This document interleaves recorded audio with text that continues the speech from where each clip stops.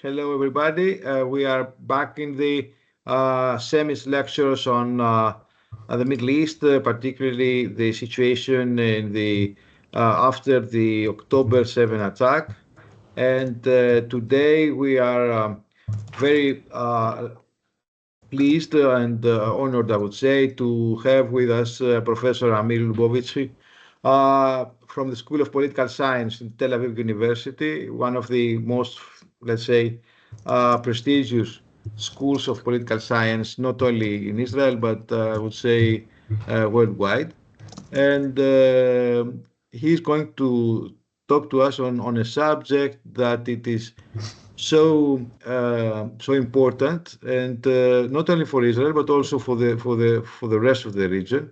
It has to do with Israeli deterrence, because we have heard a lot about the Israeli deterrence, whether it was hurt, was let's say traumatized by the October 7 attack, whether it has to they have to change the doctrine of Israeli deterrence after this attack, and so on and so forth. So we are very glad to have you tonight with us. And if there's no other objection, the floor is yours. Thank you. Thank you for inviting me, and I'm grateful for this opportunity. So I will speak about Israeli deterrence and the October 7 attack. And actually, when the war starts, my empirics ends, actually, because I want to understand the context of deterrence period to the war and its failure. And there are a number of puzzles regarding the failure of Israeli deterrence. And I can be happy to first discuss it in the Q&A, but I want to focus on one key puzzle, which is why Israel obsessively practicing deterrence, despite the fact that it seems to be not working. And we can extend this argument in a few ways. One is the fundamental challenge of deterring terrorist organizations. And the problem is that terrorist organizations want to change the status quo, and deterrence is basically a strategy of preserving the status quo. So there is a internal clash between the defender and the protective challenger. So when radical actors want to change the status quo, a strategy of deterrence which emphasizes the preservation of the status quo, it make it less, according to some experts and practitioners, less effective. The second, and it is more important in the context of the Israeli deterrence, it seems that Israel deterrence failed over and over again in recent years vis-a-vis Hamas. There was a round of violence in 2008, in 2012, in 2015, in 2021. And in all of these events, Israel tried to restore, or allegedly restore, its deterrent posture, but eventually we had another round of violence. And not only we had another round of violence, but usually the next round was more violent in terms of the number of rockets Hamas launched over Israel, and in terms of the targets that were hit by Hamas rockets. And Hamas, from round to round, increased the range of the rockets it could launch over Israel, targeting deeper and deeper into Israel, even in before, like in the recent war, even north of Tel Aviv. So on the one hand, Israel tried to deter Hamas in different kind of strategies of deterrence it implemented over the years. Deterrence by the threat of punishment, deterrence by denial. And I'll further discuss these two strategies later on. But Israeli also discourse emphasized that we are trying to deter Hamas, that Hamas is being deterred, but eventually we see that it was not working. And then the main puzzle here is why Israel so obsessed with deterring Hamas, despite the questionable effect of this strategy on Hamas behavior. And I want to a bit contextualize this argument in other works I'm doing on deterrence. And this is part of my research agenda on studying the adoption of the strategy of deterrence rather than just focusing on deterrence success. So most of the scholars who study deterrence try to understand the conditions under which deterrence strategy works or fails. And I want to emphasize another important phenomenon. In my view, it is very important, which is the adoption and implementation of the strategy. And this is important not only because we want to understand the motivation behind actors' strategies, but it also alludes to important methodological solution. And I started thinking of these issues when I was writing about cyber deterrence. So the key, one of the main methodological challenges in studying deterrence is that we cannot observe deterrence success. We don't see anything. This is who knows the research of deterrence knows it as the problem of the dog that didn't bark. So we don't see deterrence success because nothing happens. But in the cyber domain, not only we don't see deterrence success, we as scholars also don't see deterrence failure because there is no evidence that can be easily observed regarding these kind of situations. So my argument is that we can focus, in addition to study deterrence success, also on cases of the adoption of the strategy, on the implementation of the strategy, and try to understand what are the motivations behind a certain kind of a strategy. Why adopting deterrence? Why adopting deterrence by the threat of punishment? Why deterrence by denial? Why combining them? Why abandoning this strategy, and so on? So this is part of the broader context of my research. In addition, and this alludes to more specific arguments I started to develop in my book that came out in 2016 in Cambridge University Press about the power of deterrence, in which I try to connect deterrence and the theory of ontological security. And I try to develop the idea that Israel, over the years, has adopted the identity of a deterror actor. A deterror actor is an actor that perceives its role in the international arena as centered on exercising deterrence. So Israel tries to deter, and it's a key element of its perceptions about its role in the region. And there are a number of additional elements to it, but this kind of this strategy includes, or this identity includes, other Israeli narratives, collective memories, strategic culture, and so on. And the basic idea behind it is that Israel wants to actively achieve security. And if it needs from time to time to use force in order to deter, it's considered to be part of this kind of logic that Israel shapes its security by using force and by shaping the motivations of its opponents. The problem is that when a deterror actor who has adopted or attained the deterror identity, when these actors fail to deter, it becomes not only a physical security challenge, but also an ontological security challenge. And this is something that has a tremendous effect of these actors in a number of ways. One of them is that they cannot tell a coherent story about themselves. They want to be able to coherently tell the story, as I mentioned earlier, that their security is attained by practicing deterrence, by threatening their opponents, and that their opponents are respective and sensitive to the threat they are issuing. But when they are challenged, they cannot coherently tell the story because it becomes something that is refuted by reality. In addition, these kinds of actors also want to be validated by others who practice deterrence practices with them, and this is the deterred other. So deter actors, in order to fulfill their role as deter actor, needs a deterred other to validate their routines. And once they are challenged, there's someone who is challenging these routines, and therefore their identity is put into question.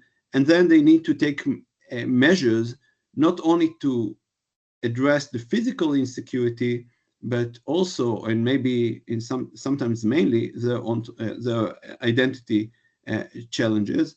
And they do so in using force. In using force allows them to retell again the story that they are deter actors, and they try to forcefully establish deterrence routines with others. And lastly, regarding to my theoretical argument, the identity of deterrence has a number of specific mechanisms that affect actors' behavior. Two main of them are what appears on this slide. One is the interpretation of events.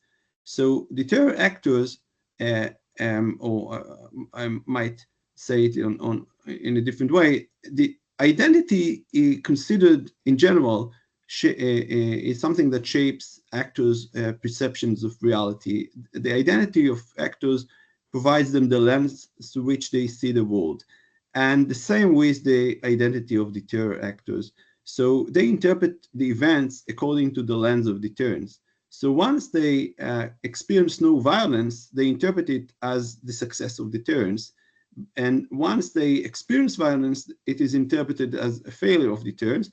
But in fact, sometimes the events are not related to deterrence at all, or not to their strategies of deterrence. So we can think of various reasons why an actor experiences violence, which is not related to its deterrence. This is an argument that can be suggested, for example, for the period of quiet between 2006 and 2023 in the northern border of Israel. So some suggested that the war in 2006 created a deterrent posture, or enhanced Israel's deterrent posture. This is why Hezbollah is not challenging Israel. So the previous round of violence in 2006 is the reason that Hezbollah is deterred.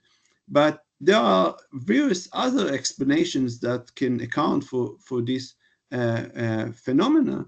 For example, the question of motivation of Hezbollah to target Israel in this period of time, especially when it was busy in helping Assad in the war in Syria after the Arab Spring.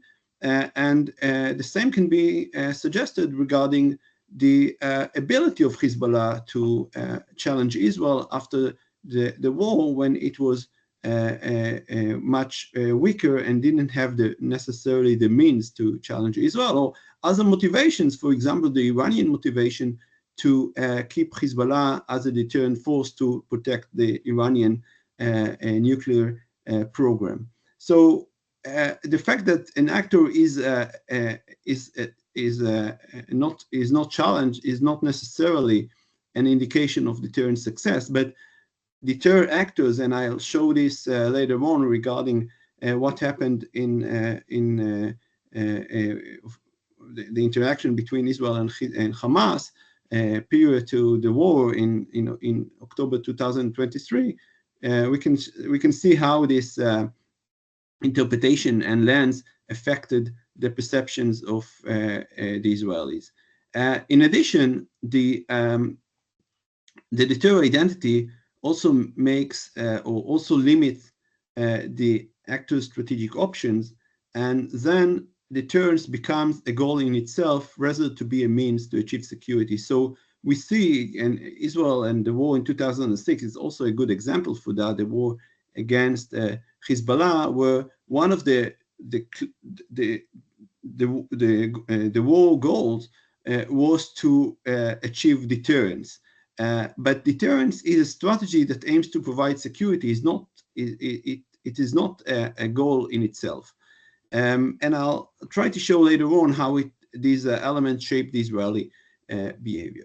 So from here, I'll try to go in more details to the strategy of deterrence of Israel vis-a-vis Hamas, and then try to understand how the Israeli identity influenced these dynamics. And then I conclude with some implications regarding the strategy of deterrence of Israel and the implications of the deterrent identity on the events and on the Israeli strategy in more general terms. So in my view, Israel adopted three kinds of strategies of deterrence vis-a-vis Hamas. Two of them appear in this slide, that is deterrence by the threat of punishment and deterrence by punishment. And deterrence by punishment, by the threat of punishment, is the classical strategy of deterrence that scholars and experts are talking about when they are talking about, for example, nuclear deterrence, that this is the threat of inflicting cost from a potential challenger in order to convince this challenger that it's not worth for the challenger to commit an attack on the defender actor, because it will pay a heavy cost for its behavior. So this is the strategy that Israel tried to establish vis-a-vis Hamas prior to the war in 2023, and various officials in the military and especially in the government try to make the argument that Hamas shouldn't challenge Israel because it will face a heavy cost if Hamas will do such a thing. And basically, and this is something that is quite clear, that Israel has the capability to retaliate, and Israel has the willingness to retaliate, and therefore Hamas should be deterred. The second kind of strategy, and it's kind of a variant of deterrence by the threat of punishment, it is deterrence by punishment. And this is a strategy that Israel is well known to practice. In this regard, it is not the threat to punish the challenger, but the actual punishment in a previous round. So again, we can refer to previous rounds of violence between Hamas and Israel, cast lead in December 2008 and January 2009, Pillar of Defense in November 2012, Operation Protective Edge in July-August 2014, and Operation Guardians of the Walls in May 2021. In all of these rounds, Israel was challenged by Hamas, but retaliated, and sometimes even massively retaliated, in order to establish a cumulative deterrence, deterrence for future, and in a way that aim to deter further attacks from Hamas on Israel. So each of these events, or each of these rounds, can be interpreted as a failure of deterrence, but each of them is also an attempt to restore the Israeli deterrent posture and to inflict cost from Hamas in order to make Hamas deterred through the use of force. In addition, Israel also in recent years has started to rely on strategy of deterrence by denial. Deterrence by denial is based on preventing the achievement from potential challenges. So if you convince your opponent that they would not be able to achieve their goals, they might be deterred and will not challenge the defender. So Israel started to establish a number of mechanisms, mainly defensive mechanisms and systems, to prevent the ability of Hamas to attack Israel. Two main elements of these strategies were the reliance on the land barrier on the border with the Gaza Strip. It is underground barrier and above the ground barrier, including technological systems to support this barrier. And it actually aimed to prevent Hamas from physically being able to penetrate into Israel territories. The main fear before October was from an underground attack through channels that penetrating deep into the Israeli territories, and through these tunnels they were fearing that Hamas could deliver terrorists that could hurt villages in the south and take hostages. So this barrier aimed to signal to Hamas that they cannot achieve this goal. In addition, Israel also relied on the Iron Dome defense system, which is again a system that aimed to prevent the damage that caused by Hamas rockets. But the point is that not only Israel relied on these defensive systems, but it also communicated their deterrent capabilities or deterrent functions of these means and measures in order to deter Hamas. So it's not only defensive measures, but they're also used as deterrent strategies in order to deter Hamas from achieving the goals, convincing them that it would not work. So let me now move to the deterrent identity, and let me start by how this identity provides the lens through which deter actors see the world.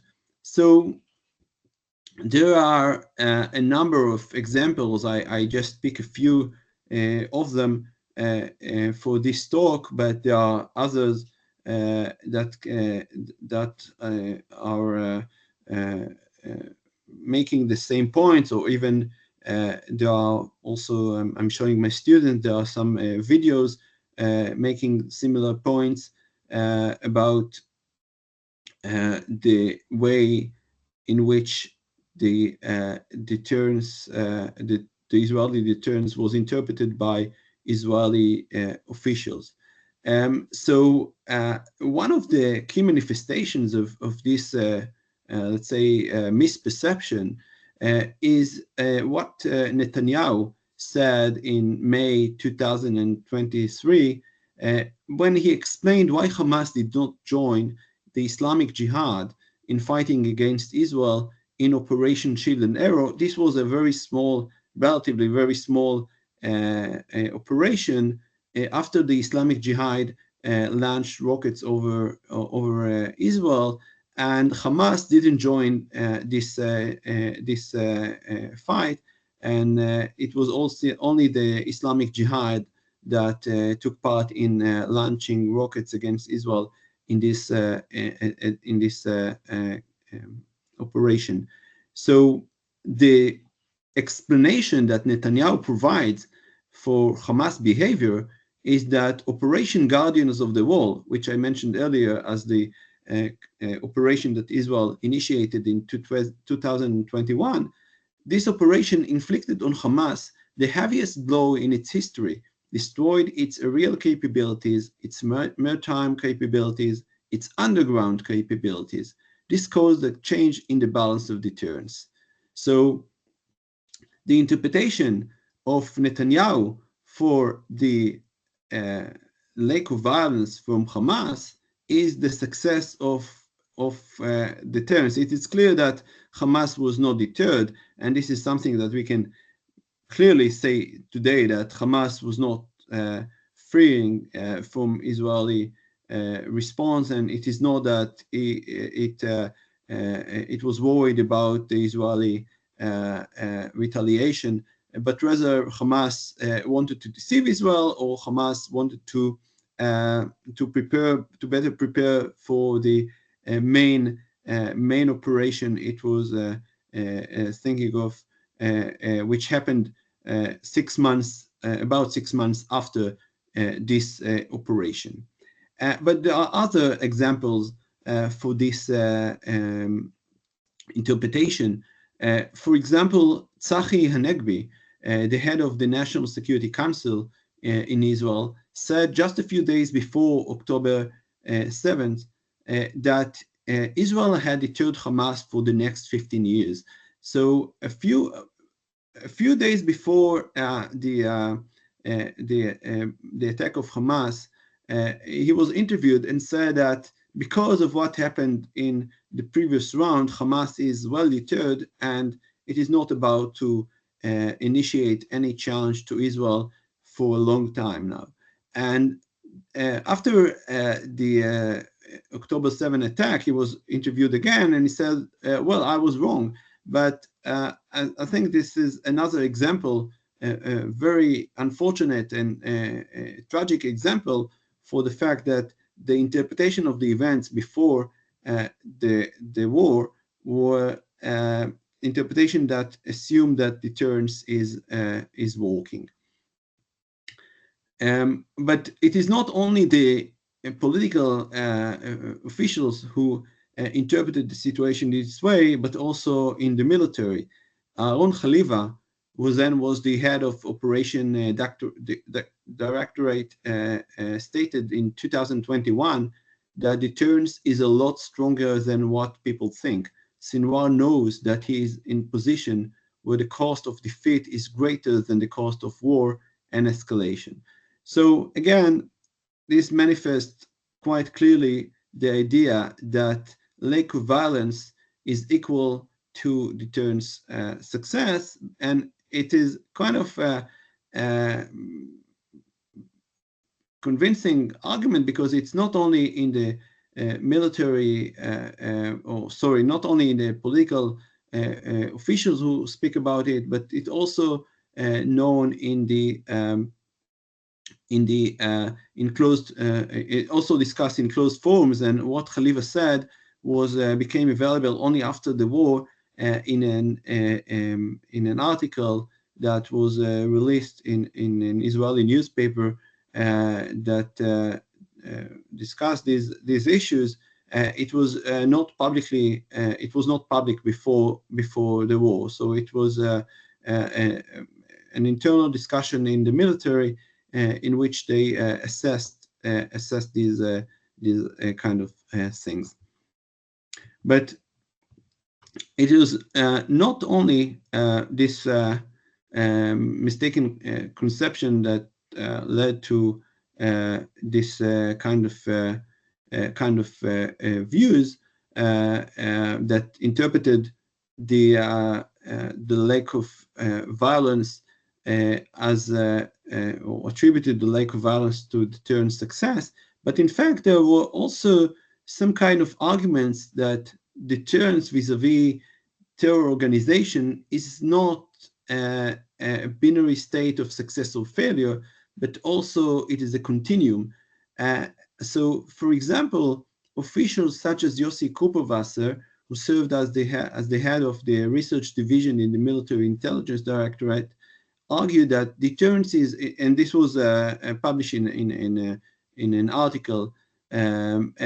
He said that deterrence is not 0 or 1. In deterrence, there are several degrees. The Islamic Jihad and Hamas needed to release pressure, and they did so to a certain degree and at a certain level and in certain ranges for a short period of time.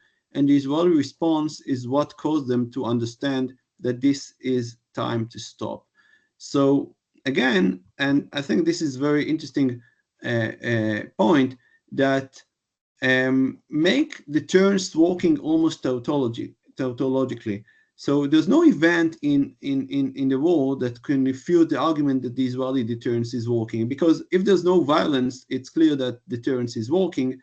But if there is some degree of violence, it could have been worse. So the fact that it is not worse is due to the effectiveness of the Israeli deterrence. Of course, nobody thinks that Israeli deterrence was effective in October or before October 2023, but as long as this thing didn't came to the attack of or magnitude of attack of October 2023, it was interpreted as deterrent success or part of a continuum of deterrent success, and therefore this is something that was part of the story that Israel told itself about how it shapes the behavior of Hamas. Another point that is evident in these statements is that the use of force is interpreted as a means to reestablish the deterrence, the Israeli deterrent posture. So the fact that there is no violence is because of deterrence and because of the force Israel used in a previous round. The second aspect of deterrence is the identity of deterrence is that deterrence becomes a goal in itself rather than a means to provide security. And as I mentioned earlier, when the deterrent actor is subjected to a significant challenge, it is not only a challenge to a physical security challenge, but it's also a challenge to its identity. And the underlying assumption is that they need to use force to reestablish again the routines of deterrence and the narratives and the story of deterrence. But this is an assumption. It needs to be, established. And there was actually not much efforts in Israel to examine whether this really works or not. For example, the Winograd Commission, which investigated the Second Lebanon War in 2006 and issued a long report, the report refers to the lack of evidence regarding the effectiveness of Israeli deterrence, as specifically the use of force to establish deterrence. And this also alludes to some other experts who refer to these issues, such as Dima Adamski and others, who also made the point that much further work should be done in order to establish the argument that Israeli previous rounds of violence affect its future deterrence effectiveness, and that the use of force is effective in creating deterrence. Another element, which I'm not sure how many of you are speaking Hebrew, but I'll try to translate it, and it's kind of challenging to translate because it has its connotation in Hebrew. And this is part of what I'm doing when I'm studying deterrence, because I'm not only interested in studying the interaction and the violence, but also the discourse that the actors are using. And in Israel, they are talking about, in Hebrew, it's called the החזרת כושר ההרתעה, which academically can be translated to English as restoring the deterrent capabilities or deterrent posture, but it's not exactly the same. And in English, it loses the connotations that this word kosher has in Hebrew. It's not kosher like kosher in that the rabbis keep kosher things, but kosher here means being in a good physical shape. So when you are training, you're doing exercises, you are in a good shape, you are in kosher. So it implies that deterrence is like physical training, that you need to train it from time to time, and then you get a deterrent posture. So this is one point. The second is restoring assumes that deterrence was effective in the past. So it is not creating a deterrent posture, but restoring a deterrent posture that you go back to the past to as it was in the past and making deterrence effective. But it again question whether Israel had in the past deterrence. So if we look into the cases I mentioned earlier in 2008, 2012, 2015, 2021, in each of these rounds of violence, you could argue that there was no deterrence before, and it is also in question whether these rounds of violence created a future deterrence after they ended with the forceful retaliation Israel initiated. But again, the point is that the success of deterrence is not dependent on the act of the defender. Like I mentioned earlier, like physical training. It's not like physical training. You can do your training, but in deterrence, it is to a great extent depends on the perceptions or maybe the misperceptions, but of the opponent, of the potential challenger, and the fact that you are in a good shape, so to say, is not necessarily an example of deterrence success or effectiveness.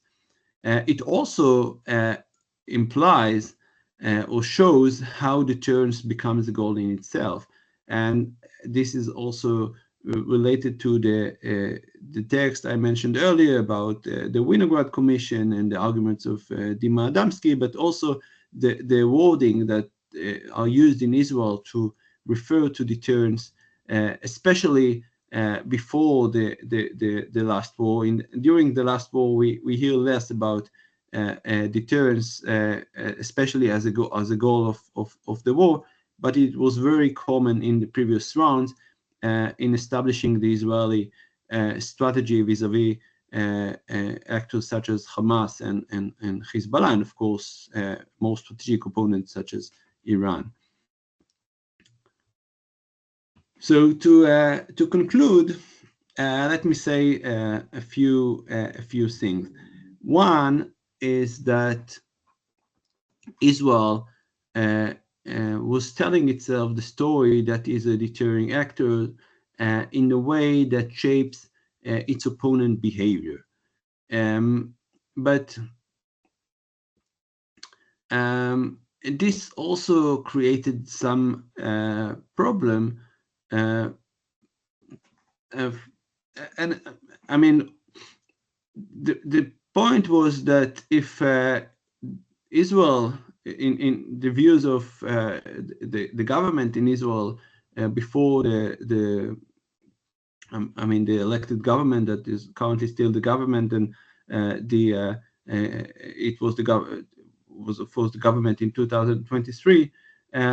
They interpreted the situation as the Israeli deterrence is effective, so we don't need to take into account much the Palestinian cause and the Hamas threats because they can be deterred. So we can continue, for example, with the normalization with Saudi Arabia, which did not take much into account the Palestinian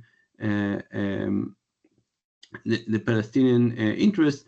And this is something that can account for the deterrence failure because the situation in the Middle East, and there are, of course, other reasons as well, changed the balance of interest against the interest of Hamas and the Palestinians. And when there is a big gap in the balance of interest, it is much more difficult to effectively and successfully practice the strategy of deterrence. In addition, there are a number of implications for these arguments. I think one of them is that, the strategy of deterrence offers several advantages for security of Israel, especially with regard to strategic opponents such as Iran. Israel must carefully consider which kind of threats it can address with this strategy, what kind of challenges Israel can deter by using the strategy of deterrence, and what cannot be covered by this strategy. This also relates to the need to better understand and assess the effectiveness of the threats Israel is issuing on its and how they influence their opponents. I think this should be an intelligence target to better assess the way the opponents and rivals of Israel are sensitive or not, whether they are sensitive or not to the Israeli threat, how they are affected by this threat, how they are affected by previous rounds of violence. And one could argue, for example, I mean, I'm not sure this is correct, but it's definitely something to consider, that Israel, for example, underestimated Hamas before the last round of violence, underestimated Hamas and overestimated Hezbollah. But again, this is one of the main way to consider these issues is to better and more deeply look into or try to gather information and intelligence on the sensitivity of these actors to the Israeli deterrence threats. And of course, this is important in evaluating the assumption, or not making an assumption, but rather a more a better argument and studied argument regarding the connection or link between the use of force and the effectiveness of the Israeli deterrence. It is not clear that using force is necessarily enhances the deterrent posture, and actually there's a lot of literature about it in more general research about or whether deterrence through the use of force is an effective strategy, and there are some scholars who doubt that this really contributes much to the deterrent posture. And lastly, and this is also part of the tragic event, the deterrent identity itself has some negative implications on the security of the actors, because when actors are attached to the practices of deterrence, such as the Israeli society, it can be exploited by other actors. And I think that to some extent, at least, this is something that Hamas did in launching the brutal attack in October 2023. So this attack created a situation in which they knew Israel could not tolerate and would massively retaliate because of the deterrent identity, because the way they perceive the situation, because deterrence is a goal of the Israelis and the Israeli society, and therefore they can take advantage of this situation, create a provocation that would require Israel to massively retaliate, but then it will put Israel in a situation that its legitimacy it's damaged, or Israel could not conduct a prolonged war, because of it would affect Israel legitimacy. And we see, of course, this also today. But the point is that when actors hold this kind of identity, it can be this kind of identity can be used by other actors to create situation that put the deter actor, the actor with the identity of deter, in a very problematic situation. I think I'll stop here, and I look forward for your questions. Thank you for your patience.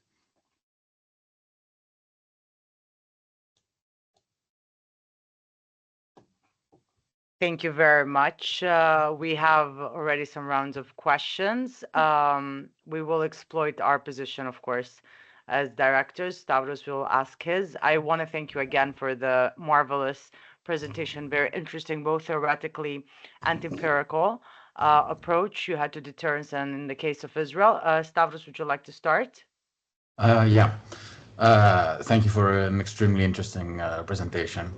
I'm sure there are many questions from the audience. So my question is on the normalization of violence or the use of force by both sides, either the deterrer or the deterred. I have two questions, actually. The first one is it a means to legitimize a ruling body by saying that, look, deterrence is working because there is some sort of violence exerted by both the deterrer and the deterred. As you mentioned, there is often, they say that there is often a need for some sort of small explosion in order to maintain deterrence. So is it a way for a ruling body to say that, look, what we've been doing for the past 5-10 years has been working, so we should keep on doing with the same policy? And the second question is that a sort of self-fulfilling prophecy? Is that a vicious circle that leads to further violence routinization? So those are my two questions. Should I answer the question now, or you prefer that I mean, I'm happy to, whatever you work for you. As you wish. Okay, so I mean, there are already two questions, so I can start answering. These are great questions, and they also alludes to other stuff I'm working on, which is the securitization of deterrence. And this is exactly how deterrence become part of a mechanism of securitization, where actors justify, as you suggested, the use of force, and so it become a very powerful mechanism that justify the use of force, and deterrence is securitized. So it's become a goal. So we need to use force in order to maintain our deterrent posture, and then it justifies the use of force, and it creates, as exactly you mentioned, it created a vicious circle of violence, because then as long as Hamas retaliate to Israeli retaliation, they also can justify their using of force as a retaliation to Israeli use of force, and then the citizen on both sides become hostages to this vicious circle, because we cannot stop violence, because we need to establish the deterrent posture. And this is exactly the opposite game that Hamas plays, that they don't want to be the deterred other. They know this the Israeli society, and actually there are some interesting stuff in social media and WhatsApp messages that Hamas sent to Israelis, saying that we are not deterred, or we are trying to deter you in previous rounds. And the idea is that they try to use the force in order to signal that they are not deterred. So for Israel, it is a justification for using more force in order to coerce the Hamas to be deterred. But this creates I mean, this is a circle of violence, where each actor try to use force in order to achieve its goals. So Israel tried to make Hamas deterred, and Hamas doesn't want to play this role of the deterred other of Israel, so they are launching rockets over Israel or using other means of violence in order to signal they are not deterred. So Israel continued to use force in order to make Hamas deterred. And this is actually what happens in almost in all the previous rounds between Israel and Hamas. Probably not necessarily the last one, but in the previous ones, Israel when Israel and Hamas agreed to cease the fire, there was still use of force, especially the last moments from Hamas, to signal that it is not deterred and it can still launch rockets over or toward Israel, in making the point that they are not deterred. So I mean, these two these two actors are part of a game of deterrence and securitization of deterrence and justification of violence that related directly to the game of deterrence. Thank you. Yeah. I kind of like, I think you kind of stepped around my question as well, but I think I want to, you know, share a little bit my thoughts and also ask a question. So at some point you mentioned how the deterrence actions and identity affect and impact the enemy's identity. And it gave me, like, the first thought I had at that point was a very Gramscian understanding of the deterrence identity and the use of force. So one of the effects that one might say that the Israeli deterrence had on Hamas at this point, in this case, was the actual mimicking the same deterrence identity, where deterrence becomes the goal rather than the means. One may say that there is a, you know, a mirroring of actions. So, and it kind of explains the viciousness that you are very much emphasizing on. Now, the vicious cycle, it's very interesting because, you know, this is a theory that I think we may start seeing it more often than we assume as a new form of deterrence in the new world order that is emerging in an attempt to reestablish, you know, this, you know, the balances of the international order.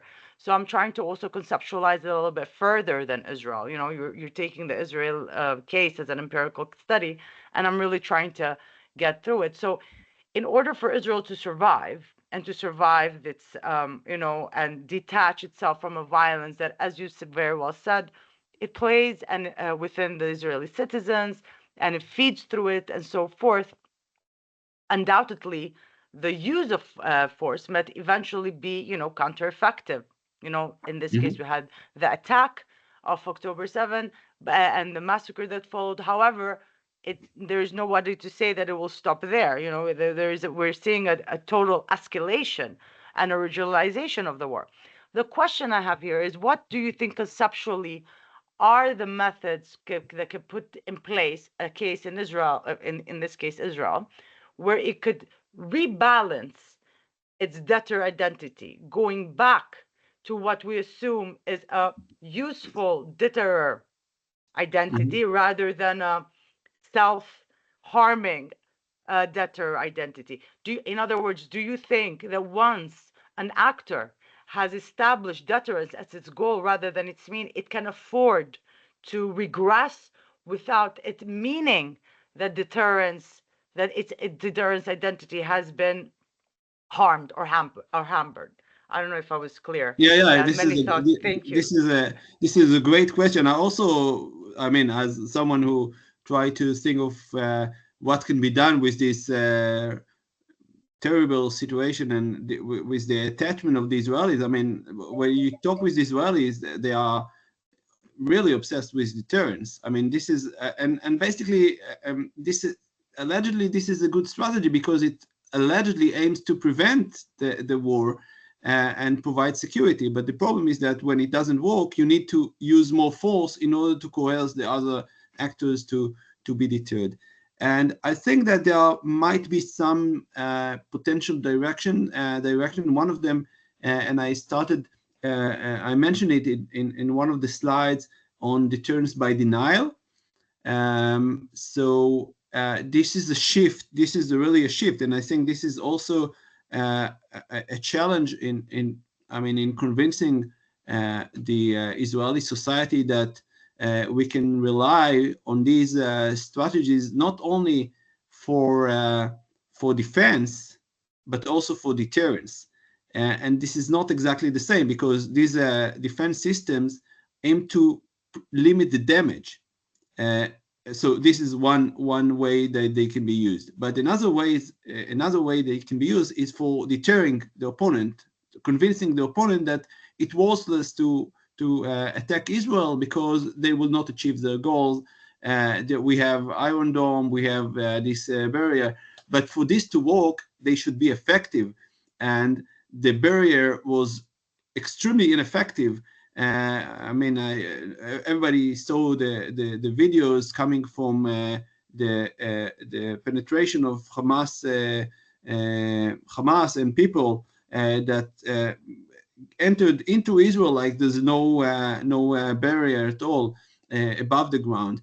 And again, also with the Iron Dome, it also it is not very effective because the balance of costs.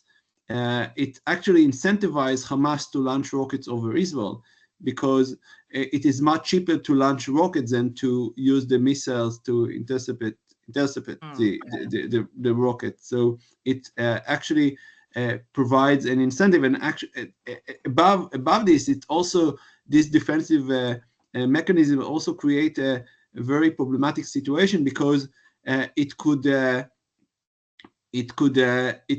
contribute to the story that Israel told about how deterrence is working, because Hamas challenged Israel by rockets from time to time, and also the Islamic Jihad, but not much damage was caused in Israel because of these defense systems, so they could be contained. And then nothing happened. Like I mean, deterrence is still working because we are not experienced, but any damage. But of course, the question whether deterrence works or not concerns the motivation of the opponent, not necessarily the damage it caused. So I think, I mean, if these systems could be more effective, I think it could change the. I mean, it could be diverted maybe the rhetoric or the identity of deterrence from something that needs to be established on the use of force to be used on kind of defensive systems or deterrence by denial. And it could allude to other Israeli narrative like technology, like the startup nation, and so on. So we protect ourselves not necessarily by the using of force, but by our superior technology or something like that. So I mean, this could also be a narrative that could be established. And I mean, also there are some other potentially other directions. But I mean, the question is to what extent the public will be able to tolerate this new narrative. Because we need, I mean, the basic narrative is that we need to be strong. We need to be strong in order to be able to retaliate. And defensive system or the defense is not necessarily the same as being strong and being able to fight when needed. So, I mean, but again, I mean, this is a great question because identity, as it was created, it is a social process, and therefore it can also be changed. Thank you again, amazing with the answers. Now we will introduce Marina Lefteriado, who's also a member of the CEMMIS team and consultant. Do you, Marina, can you comment with your question?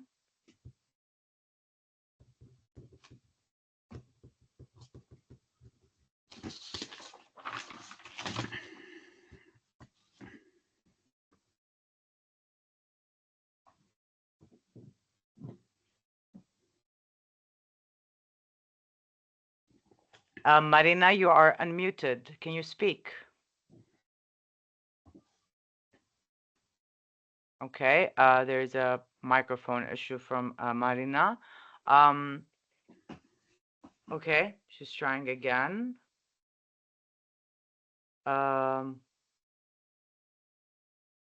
You're allowed the mic. Okay, now it works. Okay, thanks. Okay, so I was thinking whether we can approach and assess deterrence from the perspective of innovation, whether it's military innovation or some other type of innovation. So I was thinking whether when deterrence is too effective, especially if it is technologically driven deterrence, it's actually counterproductive in the sense that it acts as an incentive to innovate. And we've seen that happening with Hamas. We can say that one can argue that it also was the case with Hezbollah in the 2006 war. I was wondering if actually deterrence, when it's too good, too effective, it's actually leading to innovation. So in a sense, it leads to the failure of deterrence. So you mean, just to clarify the question, so you mean that if you effectively deter your opponent is looking for other solutions to challenge you, something like exactly, that? Yes. Yes. Thank you for your question. Yes. So this is like arm race, right? It's always the attempt to prevent the challenges from one side, and the ability or the attempts of the opponent to find ways to challenge. This is specifically the situation in deterrence by denial. So if you block the door, they will try to come through the window, right? So if you put they try to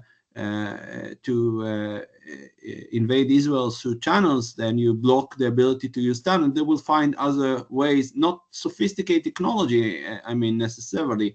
And this is, you're right. I mean, the innovation here was not doing it technologically, but very low-tech attack. I mean, the attack with trucks and cars and flying drones into cameras that surveillance cameras that cover the areas. I mean, you can be very innovative in order to challenge the defender.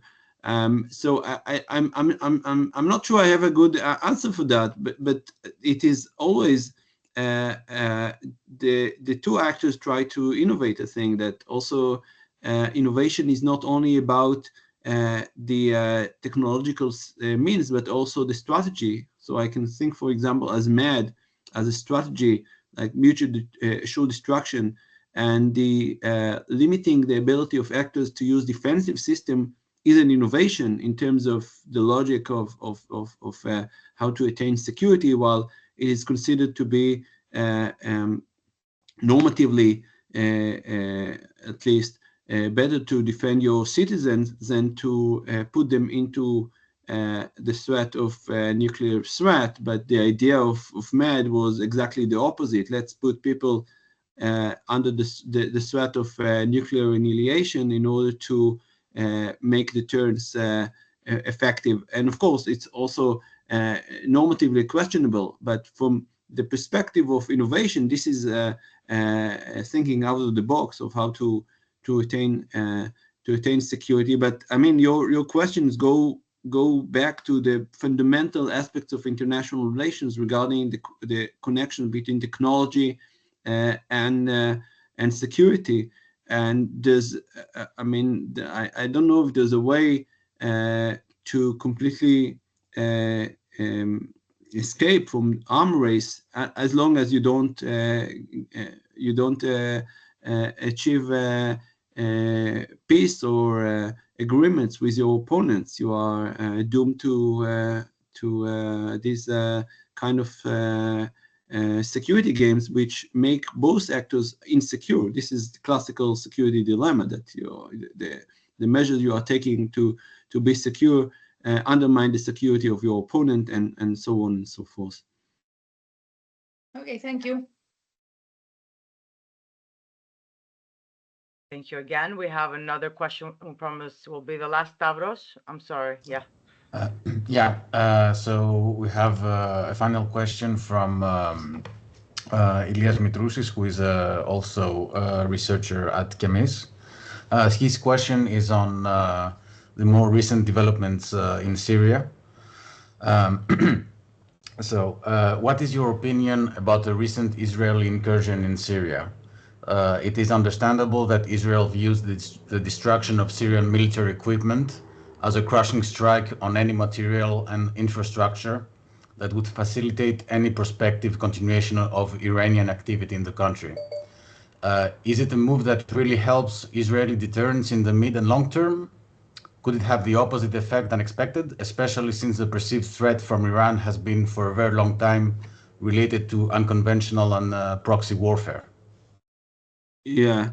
Well, I think that I'm not sure that how much it relates to deterrence. I mean, this is the elimination of the power of an opponent, and it is not necessarily in order to affect the motivation of another actor to fight, but rather to prevent its ability to fight. And it's not necessarily the threat of deterrence in this regard. I do think that to some extent the challenges for Israel from what is happening now in Syria is that militias will be deployed on the border of Israel and could jihadi Islamic terrorists or other group like those affiliated with Al-Qaeda and other that will be able to target Israel even with rockets or with drones, as Hezbollah and Hamas did in the last year. And I think this is a very dangerous development in terms of Israel. And I'm not sure that they can be deterred. I mean, if it's difficult to deter actors such as Hamas, it also, or even the more so with regard to these kind of groups. From a more strategic, there are some advantages for Israel and Israeli deterrence in this following these events, in the weakening of Iran and its positions in Syria that might have a positive effect for Israel's security. But I'm not sure how to connect it necessarily to deterrence. This is the elimination of the capabilities of your opponents. So this can be indirectly related to deterrence by denial, but I'm not sure I'm not sure Israel is trying to signal anything to prevent future attacks, but rather to eliminate the capabilities of like in the Syrian army, and also what might happen with Iranian forces in Syria, which I'm not sure that Israel.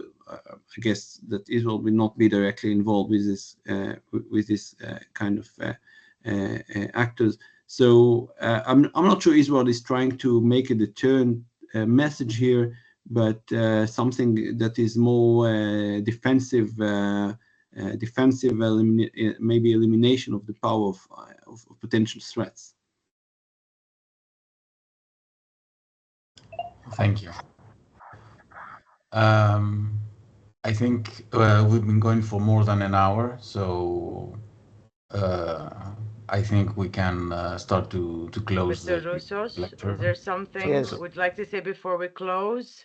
No, I was very interested to hear all the discussion about deterrence, and also that it is very nice for us and for the students who are following this and attending this lecture, that you made a very nice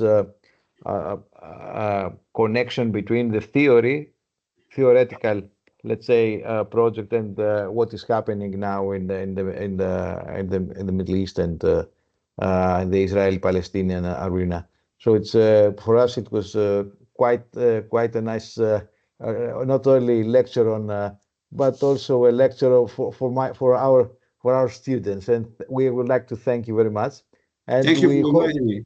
And we hope that we will have you in Athens sometime soon, and to have a live let's say, lecture of yours. Thank you very much. Grateful. Yes, thank you. I'll be happy, and thank you so much for inviting me and for your great questions. Okay. Thank you. Thank you. Okay, Bye-bye we can to stop the bye-bye to recording. everybody. Yeah. Zakia, you can tell about future things or projects or whatever. Yeah. Stay It tuned seems- anyway. Yeah. We stay tuned. We'll have another a lecture after Christmas and New Year's. Happy holidays, everyone. We seem to have a lot of people saying thank you for your great lecture. Indeed, Mr. Lupovici, Professor, we're very honored to have had you here. You have made us wiser and brighter with your lecture. We will definitely stay in touch. I'll be happy. Yes, please. Yeah, and if you're ever in Greece, give us a call. Yeah. Sure. Okay. Absolutely. Yeah. Okay. I hope Thank to be you. there. Yes. Yes. Absolutely. Thank you. Okay. Thank Okay, you bye-bye. again. Bye bye. Bye bye. Bye bye.